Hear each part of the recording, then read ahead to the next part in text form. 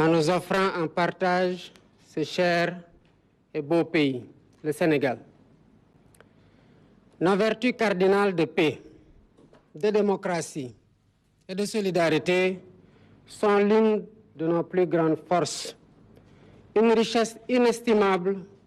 que nous devons préserver à tout prix. Je rends également hommage au peuple sénégalais, profondément attaché à ses valeurs de paix et de démocratie qui, malgré les épreuves de ces dernières années, a su faire preuve de maturité et de résilience en transcendant les antagonismes pour permettre une élection présidentielle apaisée, libre et transparente. Les changements significatifs que nous avons vécus au cours des derniers mois dans la paix et la sérénité sont une nouvelle preuve de maturité exceptionnelle de ce peuple, de la vitalité de notre démocratie et de la robustesse de nos institutions. En vertu de la confiance que vous m'avez accordée, j'ai pris l'engagement de servir solennellement chaque Sénégalais,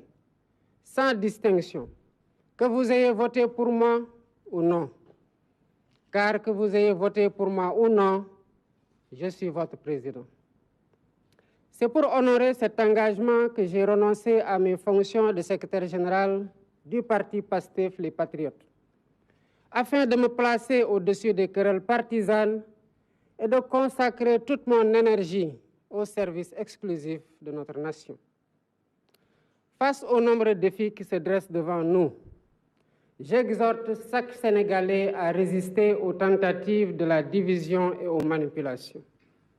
C'est dans l'unité que nous trouverons la force nécessaire pour relever ces défis. Ensemble, dans la solidarité et le respect, nous serons plus forts. À l'approche de la campagne électorale pour les élections législatives, j'invite tous les Sénégalais, en particulier les acteurs politiques, quel que soit leur bord, à éviter les dérives dans leurs discours et leurs actes. Nous avons observé ces derniers jours des propos et des comportements qui portent des relents communautaires, ainsi que des menaces verbales ou physiques dans l'espace public, médiatique et sur les réseaux sociaux. Ce n'est pas ainsi que nous devons exprimer nos divergences. Les élections sont un moment crucial de choix démocratique, un moment de fête et non un prétexte à la discorde. J'appelle donc chaque acteur à faire preuve de responsabilité, de retenue et de modération. Nous devons tous, collectivement, préserver ce que nous avons de plus précieux, à savoir notre stabilité et notre démocratie. Certes, les défis sont nombreux, mais je veux réaffirmer avec conviction que le Sénégal est sur la voie du redressement. Les fruits de nos réformes commencent à se faire sentir à travers des résultats concrets, surtout, vous le noterez dans les mois à venir. Je souhaite à tous les Sénégalais et à tous les acteurs politiques une campagne électorale pacifique et digne. Et je vous garantis que ces élections seront libres, démocratiques et transparentes et que le meilleur gagne. Vive le Sénégal. mbokki Sénégal gannaaw bi ma sante yàlla ci bu nu ñu xéewalee ñu bokk li nga xamante ne amul njëg muy bokk Sénégal bi nga xamante ne taar teraanga ak jàmm rek lañ ko xamee lii di jàmm di jàppalante di nawlante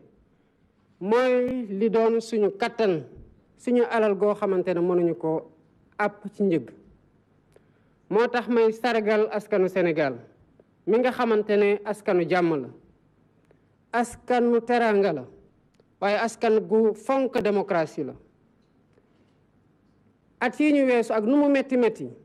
askan gi wane na mat wane na tamit bëgg réew mi ba tax na lépp lu mën a xew am nañu élection boo xam ne ci bu mu jotee génn na ci jàmm voté ci jàmm tànn président bi nga xamante ne moom la fi bëggoon teg lii ngeen seetlu nag ci at yi fan yi weesu ci weer yi weesu ci jàmm ndax ñëpp gisoon nañ ne dëkk bi meloon xaajaloo bi féewaloo bi ba ca biir njaboot yi du lenn lu dul méritu askanu Sénégal ak ni nga xamante ne suñu démocratie suñu institution ndëgërlaay bi nga xamante ne askan gi rek ci la weeru ni ngeen ma wooloo nag ba teg ma ci kaw réew mi ma waat ne ci taxaw seen iite rek laay nekke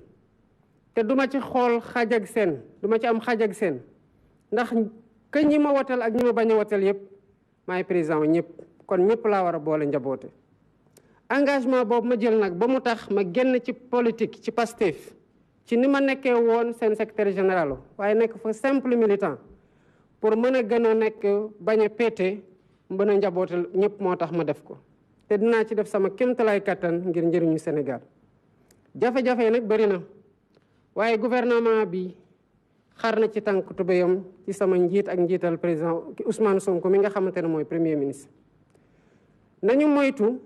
dugg ci li nga xamante ne def ñuy féewale